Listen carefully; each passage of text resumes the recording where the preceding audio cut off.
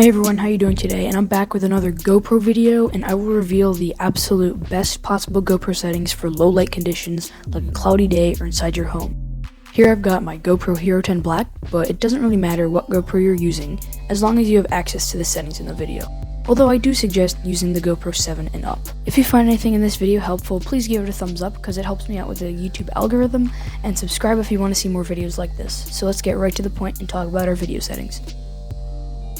So first, let's dive right into the resolution and frame rate.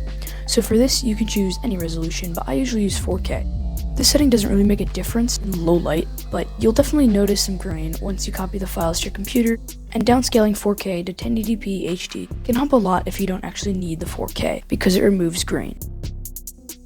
So next up we have a really big one, and this is frame rate.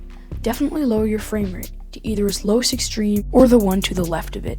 Of course, you could do a high frame rate if you wanted to, but choosing a higher frame rate can lower the amount of light getting into your camera.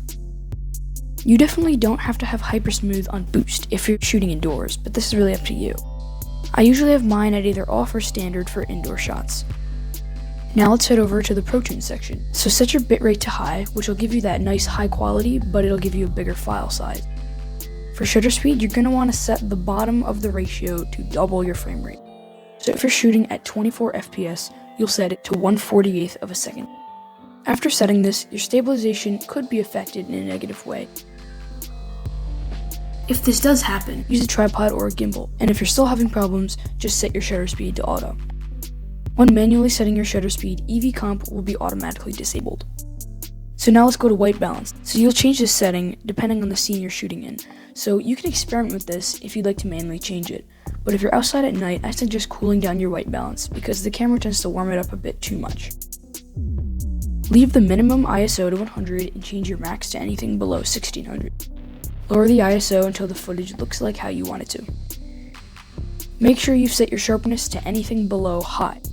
If you're going to edit your video and change the sharpness afterwards, set it to low so you can add it in later. If you're not, then set it to medium. Your color profile can be the default GoPro setting if you're not going to change that in post-production. If you are doing post-production on your video, set it to flat so you have a lot of flexibility with your colors because it captures more information with a wider color curve so you can edit later. So I hope this video helped you. If it did, please give it a thumbs up and subscribe if you want to see more videos like this. See you next time.